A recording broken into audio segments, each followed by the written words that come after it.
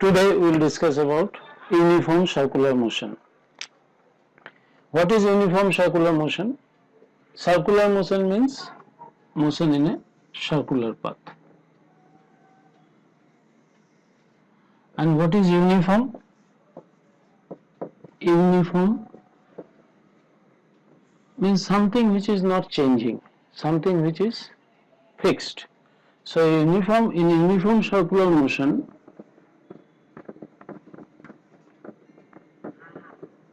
what is fixed?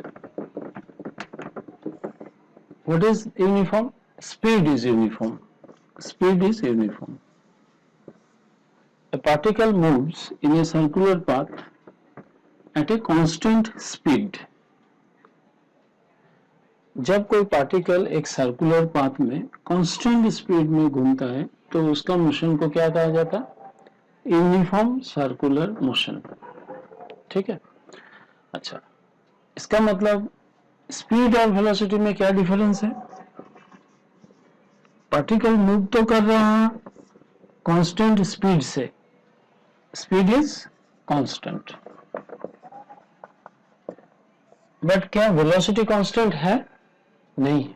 क्यों? Because जब कोई पार्टिकल एक सर्कुलर पाथ में मूव करता है तो सपोज ऐसे मूव कर रहा है, ठीक है, इस डायरेक्शन में, पार्टिकल यहाँ पर है, तो इस पार्टिकल का वेलोसिटी का डायरेक्शन क्या होता है? Draw a tangent, this tangent gives the direction of velocity. Particle यहाँ पर है तो वेलोसिटी क्या होगा? इस पॉइंट पे एक टेंजेंट ड्रॉ करो. ये अलग बात है कि यहाँ जितना स्पीड होगा यहाँ पर उतना ही स्पीड होगा. Okay, so speed, what is speed? Speed is the magnitude of velocity. Velocity का मैग्नीट्यूड को स्पीड कहा जाता है.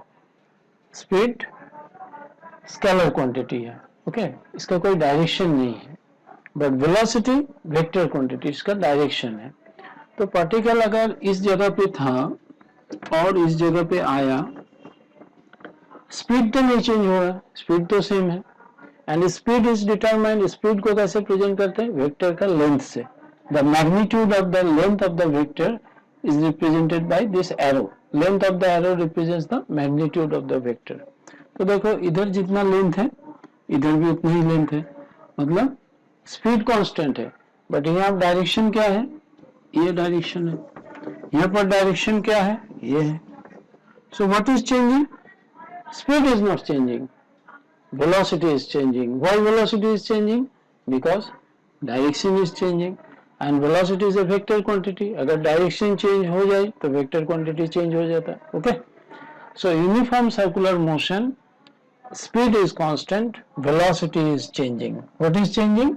Velocity is changing from point to point. चूंकि वेलोसिटी चेंज हो रहा है हर एक पॉइंट पर, इसलिए इसको क्या कहा जाता? यूनिफॉर्म सर्कुलर मोशन को क्या कहा जाता? Accelerated motion. Accelerated motion. Accelerated motion का मतलब है मोशन जहां पर rate of change of velocity हो रहा है, वेलोसिटी चेंज हो रहा है, एक्सीलरेशन हो रहा है. ओके, सो समटाइम एग्जाम में ऐसा पूछा जाता है कि uniform circular motion is accelerated motion. Why? Because there is a change in velocity at every instant. Okay. So in uniform circular motion, when the particle moves, the velocity is changing at every point. Okay. So acceleration is happening. अभी acceleration produce करने के लिए कुछ force तो होने चाहिए. बिना force के acceleration क्या होगा? तो सपोज तुमने इस पार्टिकल को, एक स्टोन को एक रस्सी से बांध के ऐसे घुमा रहे हो ऐसे, तो तुम ऐसे जब घुमाते हो ना तो एक फोर्स तो दे रहे हो, उस फोर्स के कारण जो है वो पार्टिकल घूम रहा है. ये जो फोर्स है जो पार्टिकल को तुम दे रहे हो, इस फोर्स को क्या कहा जाता है? This force is toward center. इसको कहा जाता है सेंट्रीपिटल फोर्स. ठीक है, सेंट्रीपिटल फोर्स. जैसे suppose earth is moving around sun, किस लिए? बिकॉज ग्रेविटेशनल पुल क्या कर रहा है? सेंटर के तरफ अर्थ को खींच रहा, but it is moving in a circular path. Gravitational force of earth moon को अट्रैक्ट कर रहा है, तो moon is facing A central force towards the centre. इस फोर्स के कारण इसको क्या कहा जाएगा, सेंट्रीपिटल फोर्स। ये जो ग्रेविटेशनल पुल है जिसको हम सेंट्रीपिटल फोर्स बोल रहे हैं, इसके कारण मून जो है ना अर्थ के चारों ओर चक्कर लगा रहा। ठीक है, सो अभी मुझे दिखाना है कि भाई ये सेंट्रीपिटल फोर्स क्या होता है, what is acceleration in uniform circular motion. So पहले हम एक्सीलरेशन निकालेंगे, फिर मास से मल्टीप्लाई करेंगे तो क्या मिलेगा हमको, एक्सीलरेशन ऑफ द पार्टिकल मिलेगा। ओके, तो अभी हम एक छोटा सा कैलकुलेशन करेंगे जिसमें हम दिखाएंगे कि सेंट्रीपिटल फोर्स में जो particle circular uniform circular motion में है उस पार्टिकल का एक्सेलरेशन कितना होता है। Okay, let us see. So suppose particle था ए बी के तरफ, A B is the velocity of the particle at this point A. अभी dt टाइम में ये पार्टिकल यहां से यहां तक आ गया, कितना टाइम लगा, डेल्टा टी। ठीक है, तो b में आ गया, तो यहां पर कितना वेलोसिटी हो गया, bc। तो ab क्या रिप्रेजेंट कर रहा, AB representing the velocity of the particle at the point A। AB को हम क्या कर रहे हैं, V1। BC क्या रिप्रेजेंट कर रहा, velocity of the particle at the point B। ठीक है, तो V1 से V2 हो गया, कितना चेंज हुआ velocity, V2 minus V1, this is the change in velocity. Correct, कितना टाइम में चेंज हुआ, यहां से यहां तक आने में कितना टाइम लगा, डेल्टा टी टाइम। ठीक है, तो ये जो change in velocity v2 minus v1 को मैं डेल्टा v लिख सकता हूं, इसको कहा जाएगा इसको कहा जाएगा एक्सेलरेशन। ओके, डायरेक्शन सेंटर की तरफ होने से इसको कहा जाएगा सेंट्रीपिटल एक्सेलरेशन। अच्छा, तो अभी सबसे पहले मेरा काम है कि ये जो दो वेलोसिटी, ये डेल्टा v2 माइनस v1, इसको निकालना मेरा सबसे पहला काम है। तो कैसे निकालेंगे, तो दो वेलोसिटी का अगर डिफरेंस निकालना है तो क्या करेंगे, फर्स्ट वेक्टर, जैसे ये वेक्टर है, इस वेक्टर का टेल से इस वेक्टर को ड्रॉ करो, जैसे v1 है वैसे ही ड्रॉ करो, पैरेलल है ना, ऐसे v1, so this is v1। Okay, अच्छा, so v1 is this velocity। अभी हमको क्या करना है, इन दोनों का डिफरेंस निकालना है। तो डिफरेंस निकालने के लिए क्या है, join the tail of both the vectors, so this gives you delta v। अच्छा, नाउ अब अभी ये डेल्टा v निकालने के लिए हमको क्या करना पड़ेगा, सपोज यहां से यहां तक ये एंगल है, एनी एंगल से delta theta is the angle. Okay, अच्छा, अभी OA के साथ AB कितना परपेंडिकुलर डिस्टेंस में, बिकॉज टेंजेंट है। OB के साथ BC क्या है, दिस इज आल्सो परपेंडिकुलर। अच्छा, तो दो लाइन के बीच में जितना एंगल होता है, दोनों के बीच में अगर परपेंडिकुलर ड्रॉ करोगे तो उतना ही एंगल होगा। This angle should be equal to this angle. क्यों, बिकॉज ये ऑल्टरनेट एंगल है, ये 90 डिग्री है। ठीक है, ये दोनों सेम है तो ये दोनों एंगल सेम होगा। सो कॉन्सेप्ट क्या है, angle between two lines is equal to angle between their perpendiculars. तो इन दोनों लाइन के बीच में एंगल कितना है, डेल्टा थीटा। AO और BO के बीच में एंगल है कितना, डेल्टा थीटा। OA के साथ ये 90 डिग्री में है, OB के साथ ये 90 डिग्री में है, BC 90 डिग्री में है। तो BC और AB रेस्पेक्टिवली OA के साथ और OB के साथ परपेंडिकुलर है, तो AB और BC के बीच का एंगल भी उतना ही होगा जितना OB और OA के बीच में है। ठीक है, so angle between two lines is equal to angle between their perpendiculars. Correct, अच्छा, चलो अभी मैं क्या करता हूं, A और B को ज्वाइन कर देते हैं। ओके, अच्छा, सपोज AB का लीनियर डिस्टेंस अगर कॉर्डियल डिस्टेंस लेते हैं तो इसको डेल्टा L मान देते हैं। अभी ये दो ट्रायंगल मिला मुझे, कौन कौन सा triangle, OAB, triangle OAB and triangle suppose अच्छा ये बी लिखा तो इसको बी नहीं लिख सकते ना, इसको डी मान लेते हैं। चलो डी डी ई, अच्छा ए बी अगर V1 लिखा तो DC लिखना पड़ेगा ना, DC इज V2। ओके, सो मैं दो ट्रायंगल लिया, कौन कौन सा triangle, OAD and DEC, triangle DEC। तो देखो ये और ये रेडियस है, तो आइसोसेलेस ट्रायंगल होगा, दोनों का ये दोनों एंगल सेम होगा because both the sides are same. ठीक है, अच्छा ये वेक्टर दोनों भी सेम है लेंथ, बिकॉज V1 का जो मैग्नीट्यूड है, V2 का जो मैग्नीट्यूड है, वेलोसिटी का मैग्नीट्यूड को क्या कहा जाता है, speed. The particle is moving with constant speed. तो इसका और इसका लेंथ सेम है, तो ये दोनों एंगल भी सेम होगा। ठीक है, अच्छा रहा बात ये एंगल और ये एंगल सेम है, इसका मतलब ये है ये एंगल और ये एंगल, सपोज ये एंगल x है, ये x है, तो 2x plus delta theta is 180 degree, तो x इक्वल टू कितना हुआ 180 माइनस डेल्टा थीटा बाई 2। ये अगर y है, y plus delta theta is 180 degree, तो y is also 180 minus delta theta by 2। तो ये दोनों, ये चारों एंगल सेम है। ठीक है, angle A, angle D, angle E and angle C, all the angles are same. इसका मतलब है ये ट्रायंगल का तीनों एंगल इस ट्रायंगल का तीनों एंगल के साथ इक्वल है। अगर इक्वल है तो ये ट्रायंगल कैसा होगा, ये दोनों ट्रायंगल क्या है, these two triangles are similar triangles। Okay, these two triangles are similar triangles। अच्छा, similar triangles का क्या प्रॉपर्टी है, ratio of sides, ratio of corresponding sides, जो जिस एंगल से दूसरा ट्रायंगल का एंगल इक्वल है उसके सामने का जो साइड होता है वो साइड्स का रेशियो सेम होगा। ठीक है, तो अगर ratio of sides, equal sides are same, तो इसके सामने में कौन है, चलो इस ट्रायंगल कर लेते हैं, इसके सामने में कौन है, इस एंगल के सामने में O है। अच्छा, इसके सामने में कौन है, DC। ठीक है, अच्छा इसके सामने में कौन है, AD। थीटा, डेल्टा थीटा के सामने में AD है, इसके सामने में कौन है, दिस EC।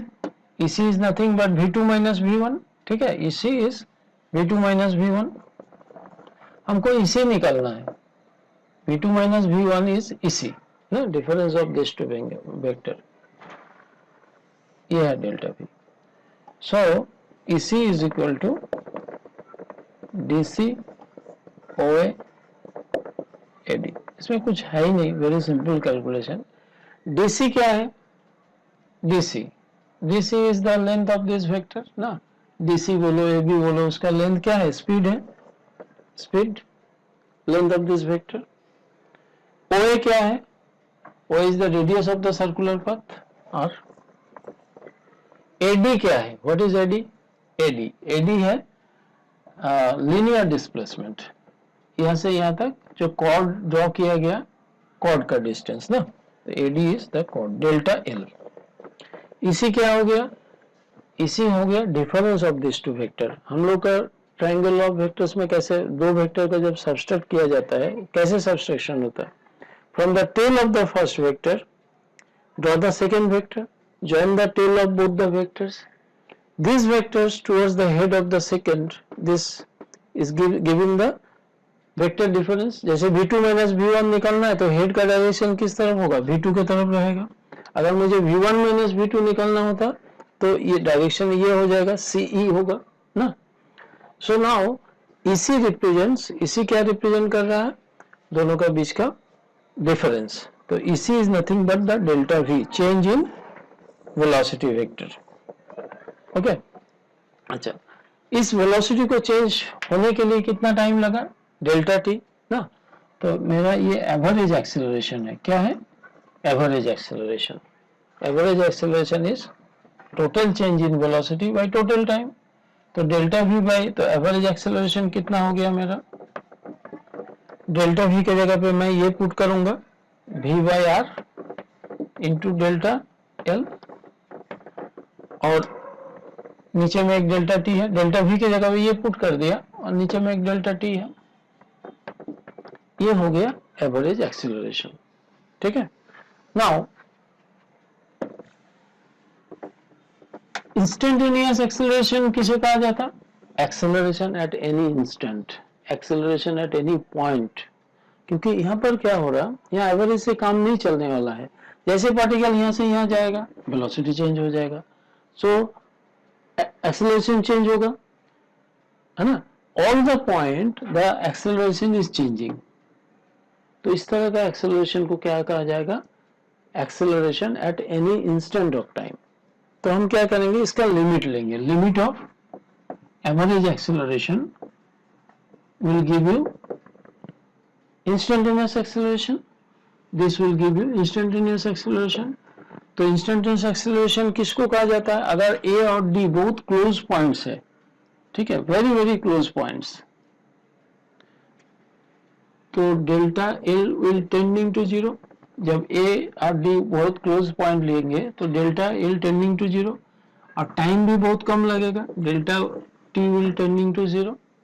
तो हमको इसका लिमिट निकालना है। तो v तो कांस्टेंट है, स्पीड r रेडियस ये चेंज होने वाला नहीं है, तो इसका तो कुछ लिमिट नहीं होगा। लिमिट किस में पुट करना पड़ेगा, इसमें वेरिएबल में, delta L by delta T, delta L by delta T. ठीक है, now if they are very close, delta L by delta T is displacement by time means speed. ठीक है, सो limit of average acceleration will give me INS, मतलब instantaneous acceleration। ये क्या देगा, instantaneous acceleration। instantaneous acceleration कितना हो गया, v by r, calculus में हम इसको क्या बोलते हैं, dl by dt। dl by dt क्या है, instantaneous displacement by very short time interval, इसको क्या कहा जाएगा, speed। तो कितना हो गया, v by r into v, so ये हो गया वी स्क्वायर बाई आर। ठीक है, so this is what acceleration of a particle in uniform circular motion. इस एक्सेलरेशन का डायरेक्शन भी हम निकाल सकते हैं, मेरा जो नोट्स है उसके अंदर सब डायरेक्शन भी निकाला हुआ है। Okay, so direction is towards the centre of this. कभी टाइम मिलेगा so will discuss about the centripetal acceleration also, but this acceleration is towards the center now। तो मेरा सेंट्रीपिटल एक्सेलरेशन कितना हो गया, v स्क्वायर बाई आर। अभी particle है, acceleration है, पार्टिकल का मास है, तो फोर्स जरूर लग रहा है। Force causing this acceleration is mass into centripetal acceleration, mass into acceleration is, इसको कहा जाता है सेंट्रीपिटल फोर्स। क्या कहा जाता है, centripetal force, centripetal towards the center। ठीक है, towards the center, peta means I seek, towards the center, seeking, S-E-E-K-I-N-G, seeking towards the center। तो a particle having mass m moving with a constant speed in a circular path executing accelerated motion called uniform circular motion will experience a force towards the center of the circular path, और इस force को क्या कहा जाएगा, centripetal force. इसका magnitude कितना होगा, m v square by r। Clear, any particle moving in a circular path, even electron moving around the nucleus also experience centripetal force, correct। This centripetal force is provided by electrostatic force of attraction। Earth moving around the sun experiencing centripetal force, you are binding a stone and rotating in a circular path, okay, that stone require a centripetal force to keep it moving in a uniform circular motion। okay, so this is centripetal force। but अगर इस particle को पूछा जाए कि तुमको किस तरह का फोर्स एक्सपीरियंस हो रहा है, पार्टिकल ये नहीं बोलेगा कि मुझे टुवर्ड सेंटर फोर्स एक्सपीरियंस हो रहा है। पार्टिकल क्या बोलेगा, मुझे आउटवर्ड फोर्स एक्सपीरियंस हो रहा है। the particle who is moving, actually the particle who moves, उसका जो frame of reference है, now I will come to a term called frame of reference. Particle कौन सा फ्रेम में है? घूमने वाला फ्रेम में है, circular frame of reference, rotating frame of reference में है, घूम रहा, तो particle will experience a force away from the centre. But जो जो ये जो घुमा रहा है, जैसे तुम घुमा रहे हो स्टैंड को, तुम कौन सा फ्रेम में? तुम तो स्टैटिक हो, तुम खाली ऐसे ऐसे घुमा रहे हो, तुम तो नहीं घूम रहे हो. तो तुम्हारा जो स्टेशनरी फ्रेम ऑफ रेफरेंस है, तो पार्टिकल का फ्रेम ऑफ रेफरेंस अलग है, तुम्हारा फ्रेम ऑफ रेफरेंस अलग है. Okay, now this particle will experience a force away from the centre. Same force experience करता है, और इस फोर्स को क्या कहा जाता है? Centrifugal force. A particle moving in a uniform circular motion experiences a force away from the center of the circle, and this force is called centrifugal force. So centrifugal force.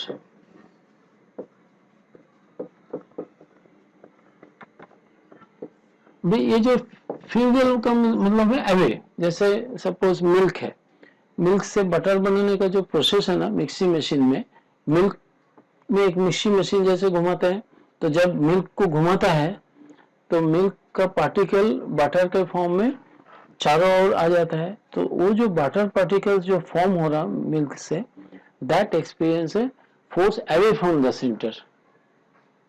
उस force को क्या कहा जाएगा? Centrifugal force. तो centrifugal force का magnitude कितना होगा? mv²/r होगा. डायरेक्शन किस तरफ होगा? Away from the centre. Centripetal force का मैग्नीट्यूड क्या है? mv²/r. डायरेक्शन क्या है? टुवर्ड्स द सेंटर, ये away from the centre.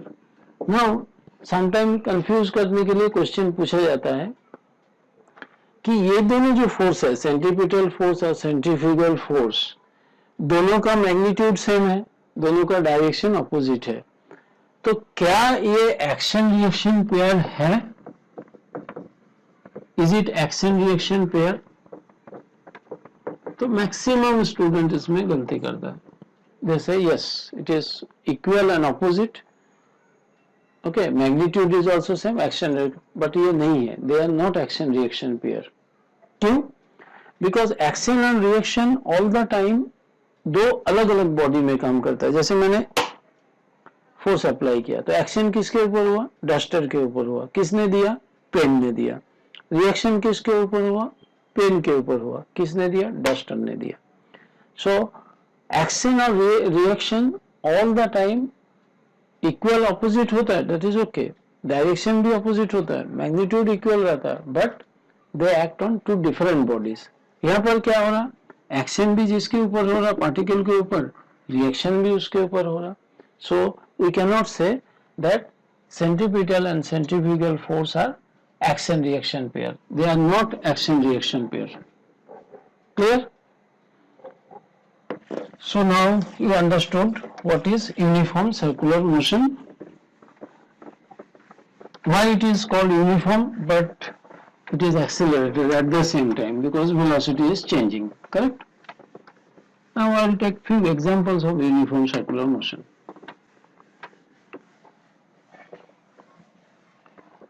Suppose there is a curved bridge like this, and you are moving, you are driving a car. Okay,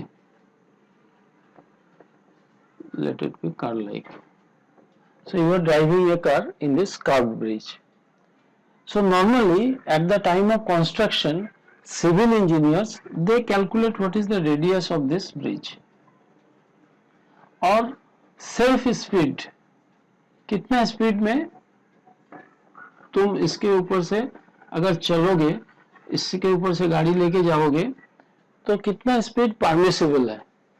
तो उस हिसाब से यहाँ पर क्या करता, एक मैक्सिमम स्पीड लिमिट का एक caution board, maximum speed limit का 40 kilometre per hour, 30 kilometre per hour, 20 kilometre per hour, कुछ तो एक लिख के दे देता। तो how they are calculating it, so now will calculate कि अगर ज्यादा स्पीड से जाएंगे क्या होगा, विल लूज कॉन्टैक्ट हेयर और एक्सीडेंट होगा, सीधा डायरेक्टली कॉन्टैक्ट लूज हो जाएगा, यहाँ पर जाके गिरेंगे, so there is a chance of accident.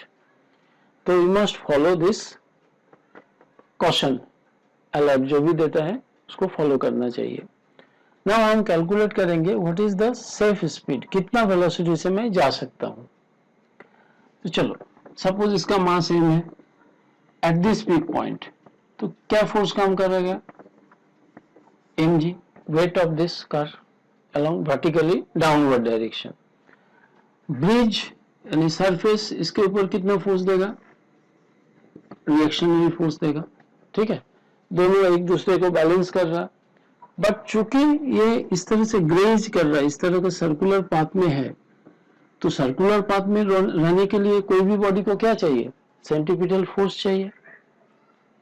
बिना सेंट्रीपिटल फोर्स का सर्कुलर मोशन एग्जीक्यूट नहीं होगा, ठीक है। तो तुम गाड़ी से चल रहा हो तो ट्रांसलेशनल मोशन हो रहा है तुम्हारा, okay, but at the same time now you are executing a circular motion, correct. तो नेट फोर्स कितना हो गया तुम्हारा, mg हो गया इस तरफ, r हो गया ऊपर की तरफ, तो net force towards the centre कितना हो गया, mg minus r, this gives you the centripetal force towards the center, ठीक है, ओके। सो मेरा रिएक्शन कितना हो गया, mg minus mv square by r, ठीक है। As long as reaction is positive और zero, you will not lose contact, तो हमारा एक्सीडेंट होने का चांसेस नहीं है।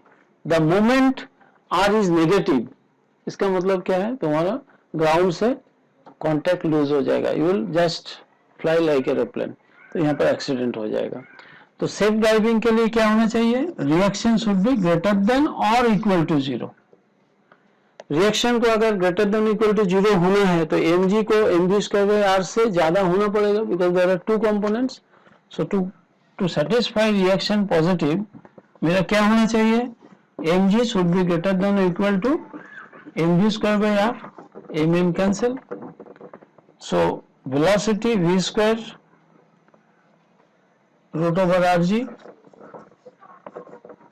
so v square should be less, sorry, v should be less than or equal to root over rg, ठीक है। Suppose 20 metre है इसका रेडियस, g है 9.8, ठीक है, this is the value of g।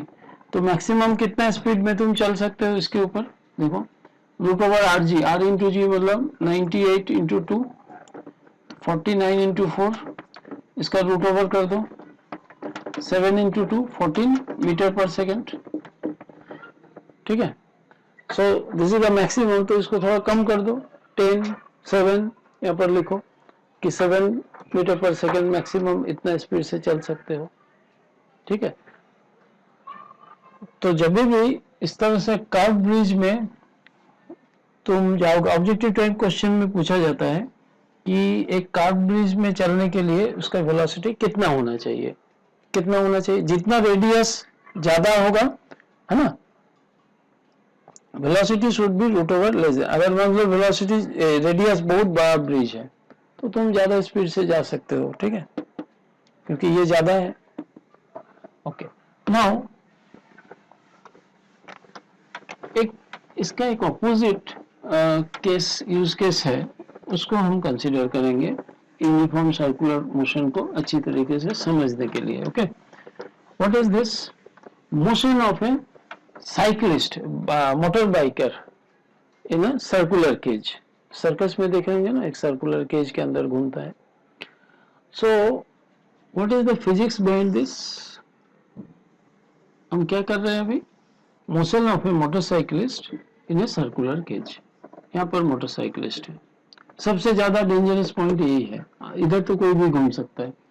तो जब सर्कुलर केज में घूमता है कोई मोटरसाइकिलिस्ट, तो पहले ही एकदम जाके सीधा राउंड घूमना नहीं चालू करता है, पहले उसका स्पीड बढ़ता है एक पर्टिकुलर स्पीड के बाद ही वो ऊपर जाता है। ठीक है, तो हमको अभी निकालना है कि अगर आर रेडियस है सर्कुलर केज का, तो क्या स्पीड मेंटेन करने से ये सेफ लूपिंग कर सकता है। लूपिंग कर सकता है मतलब वर्टिकल सर्कल में घूम सकता है। ठीक है, what should be the minimum speed. ज्यादा स्पीड में तो घूम नहीं पाएगा, इधर उल्टा है, ब्रिज में क्या था, ज्यादा स्पीड करोगे तो गिर जाओगे, इधर क्या है, कम स्पीड होगा तो गिर जाएगा। तो हमको अभी वो निकालना है, वो कंडीशन निकालना है कि एक सर्कुलर केज जिसका रेडियस आर है, उसमें सेफ लूपिंग करने के लिए क्या स्पीड मेंटेन करना है। अंडरस्टूड? ओके, नाउ एम है मास। चलो, तो अभी क्या होगा, रिएक्शन किस तरफ होगा, केज देगा, किसको देगा, मोटरसाइकिलिस्ट को देगा। रिएक्शन भी इधर है, एमजी भी इस तरफ है, दोनों डाउनवर्ड है, तो क्या हो गया, आर प्लस एम जी, ये दोनों वर्टिकली डाउनवर्ड है। This provides the total net force towards the centre of the cage, this force M we square by R, that is this is called centripetal force. तो reaction क्या होगा, M we square by R minus M ji. Correct. Safe looping के लिए क्या चाहिए, reaction should be greater than और equal to zero. ये तो सभी हर हाल में ये कंडीशन होना ही है, रिएक्शन नेगेटिव मतलब गिर जाओगे। अच्छा, रिएक्शन को अगर पॉजिटिव करना है तो m we square by r, इस टर्म को इससे बड़ा होना पड़ेगा, then only it will be positive. तो m we square by r, ये term, this should be greater than और equal to m ji. Correct. तो v should be greater than और इक्वल टू आर, इधर लेके जाओ रूट ओवर आर जी। देखा, just condition reverse हो गया। अगर रेडियस फिक्स्ड है केज का, जी तो उस जगह के लिए फिक्स है, तो उसको पहले ही पता चलता है कि जब मेरे स्पीडोमीटर में स्पीड इतना अटेन होगा, then only I can have a vertical looping in this circular cage, otherwise I cannot go। Come speed में जाएगा तो गिर जाएगा। ठीक है, so for a motorcyclist to move in a cage, your velocity should be root over rg, उल्टा है ना, should be greater than or equal to, और ब्रिज में क्या था, v should be less than or equal to root over rg। now objective type question के लिए answer हो गया। okay.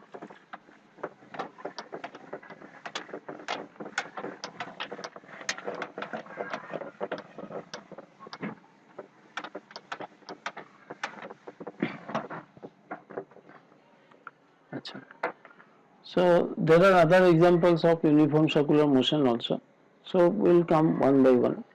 जैसे ग्रेविटेशन में हमने किया, ग्रेविटेशन में क्या क्या कि suppose this is earth and this is a satellite. Satellite का स्पीड निकालने के लिए भी हम लोग ने क्या किया, वही centripetal force is equal to gravitational pull निकाला। यहाँ पर सैटेलाइट है, तो सैटेलाइट को अर्थ कितना फोर्स अट्रैक्ट करेगा, जी mass of earth, mass of the satellite by this radius of the orbit square। ये हो गया gravitational pull equal to mv square by R, centimetre force, mass of the satellite गया। ठीक है, तो वेलोसिटी ऑफ द सैटेलाइट कितना हो गया, एक आर कैंसिल हो जाएगा, root over G M E by R. This is the velocity, orbital velocity of a satellite। So here also we apply the same thing। जब हम लोग एटॉमिक फिजिक्स करेंगे, मॉडर्न फिजिक्स में चैप्टर है energy of electron, energy of electron in a orbit. Okay, वहां पर भी हम लोग सेम प्रिंसिपल अप्लाई करेंगे। Any particle executing circular motion require a force towards center। अच्छा, एक मोशन अभी याद आया मुझे, that is the motion of a cyclist in a curved path। तो जब तुम ये मोटरसाइकिल का रेस देखे हो ना, जब मोटरसाइकिल लेके बहुत स्पीड में टर्न लेता है तो मोटरसाइकिलिस्ट क्या करता है, थोड़ा सा इंक्लाइंड हो जाता है, टुवर्ड्स बेंड हो जाता है। साइकिलिस्ट भी, जो भी दो चक्का वाला साइकिलिस्ट है वो भी क्या करेगा, जब भी सर्कुलर पाथ में टर्न लेगा तो इंक्लाइन हो जाता। क्वेश्चन इज व्हाई, क्यों? जितना स्पीड होता है उतना ज्यादा इंक्लिनेशन होता है। मोटरसाइकिलिस्ट देखते हैं ना, एक नी गार्ड भी पहनता है ताकि उसका जमीन से फ्रिक्शन ना हो जाए। ओके, तो क्या होता है कि व्हाई दे आर इंक्लाइनिंग, अभी इसको समझने का कोशिश करते हैं। That is motion of A cycle, motion of A cyclist in circular turn, in circular turn.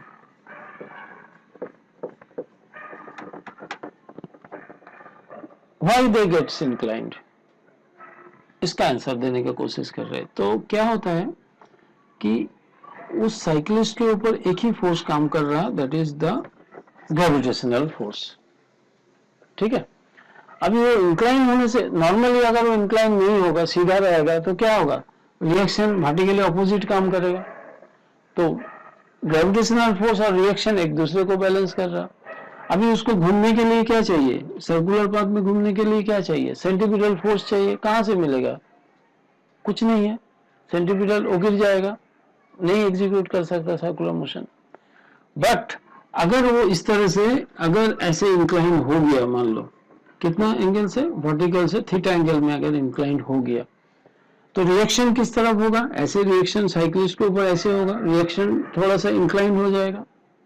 ठीक है, तो रिएक्शन का भी दो हिस्सा होगा, एक जो ग्रेविटेशनल फोर्स को बैलेंस करेगा, रिएक्शन का ये थीटा है, तो ये कंपोनेंट कितना होगा, आर कॉस थीटा, ये क्या हो गया 90 माइनस थीटा, तो इधर का कंपोनेंट कितना हो गया, R cos 90 minus theta, that is R sine theta. अभी मोटरसाइकिलिस्ट का मास को ग्रेविटेशनल फोर्स जो है ना, आर कॉस थीटा क्या कर रहा, उसका वेट को बैलेंस कर रहा। आर साइन थीटा फ्री हो गया, आर साइन थीटा क्या करेगा, ये जो सेंट्रीपिटल फोर्स चाहिए वो प्रोवाइड करेगा। सर्कुलर मोशन में एग्जीक्यूशन करने के लिए मोटरसाइकिलिस्ट को जो सेंटर के तरफ फोर्स चाहिए वो कौन प्रोवाइड करेगा, horizontal component of normal reaction. So ये mv square by r will be provided by r sin theta. चलो इसको डिवाइड करते हैं, r sin theta by r cos theta, this will be mv square by r by mg, correct? So tan theta कितना हो गया, v square by R G. अभी देखो इस इक्वेशन को अच्छे तरीके से, tan theta is v square by R G, higher is the velocity, higher will be the angle, angle किसके साथ, वर्टिकल के साथ, यानी कि जितना ज्यादा स्पीड से तुम घूमना चाहोगे, tan theta is what, tan theta is v square by R जी, जितना ज्यादा स्पीड उतना ज्यादा एंगल। इसलिए सर्कुलर टर्न में घूमने के लिए क्या होता है, साइक्लिस्ट को बेंड करने पड़ता है। तो m स्क्वायर होगा ना, mv square by r by mg लिखा चाहिए, see into mg by r no see this is equation number 1, this is equation number 2. I am dividing equation number 2 by equation number 1. Okay, so let us write it. Equation 2 में क्या है, r sin theta, equation 1 में क्या है, r cos theta, तो r sin theta को r cos theta से divide किया, तो r sin थीटा के सामने में क्या है, mv स्क्वायर बाय r है। ओके, r cos थीटा के सामने में क्या है, mg है, तो mm cancel out, so this is tan theta is v square by rg। So higher is the speed, higher will be the angle of inclination. Clear हुआ? तो objective question में पूछा जाएगा कि सर्कुलर मोशन में execute करने के लिए वो साइकिलिस्ट क्यों थोड़ा सा टेढ़ा हो जाता है, क्यों इंक्लाइन हो जाता। So when they incline, a part of the reaction, the horizontal part of this reaction provides the required, the necessary centripetal force, whereas the vertical component of the reaction balances the weight of the cyclist. Correct? अच्छा, अभी suppose तुम two wheeler में नहीं हो, तुम four wheeler में हो, तो फोर व्हीलर तो इस तरह का इंक्लिनेशन नहीं होता है। फोर व्हीलर कैसे सर्कुलर मोशन, फोर व्हीलर को भी सर्कुलर टर्न में क्या करने पड़ता है, मूव करने पड़ता है ना। जहां पर टर्निंग है तो फोर व्हीलर को मूव करने पड़ता है, इसलिए एक्सीडेंट भी होता है। अगर मान लो रोड ठीक से नहीं बनाया गया, सिविल इंजीनियर से ठीक से बनाया नहीं रोड को और ज्यादा स्पीड से टर्न किया तो स्किड हो जाता है ना। तो अभी क्या क्या करते हैं नॉर्मली, अभी साइकिलिस्ट जैसा तो नहीं है कि थोड़ा बेंड हो गया चक्का ऊपर करके, ऐसा तो नहीं हो सकता। तो वो क्या करेगा, रोड को क्या किया जाएगा, ये था फ्लैट, तो रोड को थोड़ा सा ऐसे किया जाता है।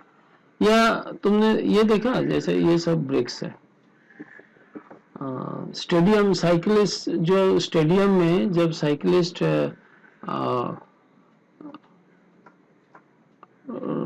रेस कर रहा तो उसका स्टेडियम देखो कैसे, ऐसे स्टेडियम रहता है ऐसे, क्योंकि जिसका ज्यादा स्पीड है वो क्या करता है, ऊपर का लूप में चले जाता है। But condition question is why, this is called banking of tracks, this is called banking of tracks. क्यों इंक्लाइन किया जाता है, इसलिए इंक्लाइन किया जाता है कि सर्कुलर मोशन हो रहा है भाई, इसमें भी सर्कुलर मोशन के लिए क्या चाहिए, सेंट्रीपिटल फोर्स चाहिए। तो मेरा गाड़ी अगर ऐसा है, फोर व्हीलर ऐसा है, तो अगर इंक्लाइन है तो इन दोनों के बीच में एंगल कितना है, थीटा है। नीचे जो हॉरिजॉन्टल लाइन है, जो जमीन है, इसके साथ ये mg है, ये जो सरफेस है ये रिएक्शन देगा। तो अभी हमने बताया angle between two lines is angle between there normals, ये दोनों लाइन है, इसके साथ ये नॉर्मल है, इसके साथ ये नॉर्मल है, तो ये दोनों जो लाइन है, ये दोनों एरो वाला जो दोनों लाइन है, इन दोनों के बीच में एंगल भी उतना ही होगा जितना एंगल से उसको बैंक किया गया, जितना एंगल से इंक्लाइन कर रखा है। तो रोड का कंस्ट्रक्शन ही ऐसा कर दिया जाता ताकि उसको नेचुरली एक फोर्स मिल जाए। ये अगर r है तो इधर क्या मिलेगा, r cos theta, r sin theta मिलेगा, क्योंकि ये 90 माइनस थीटा है ना, और इधर क्या मिलेगा, r cos थीटा। ठीक है, सेम थिंग इधर r cos theta gives you the balances the weight, r sin theta provides the centripetal force mv square by r। तो tan थीटा कितना हो जाएगा, डिवाइड करो, अभी कंफ्यूजन नहीं है ना, mv square by r by mg। तो tan थीटा कितना हो गया, v square by rg। Now question is why roads are banked, why roads are inclined? For the four-wheeler to get this centripetal force, this road is uplifted by an angle theta so that they get the centripetal force through this r sin theta components. Clear हुआ? So uniform circular motion में अभी different types of numericals करेंगे तो you will understand in a better way. So this completes our uniform circular motion chapter.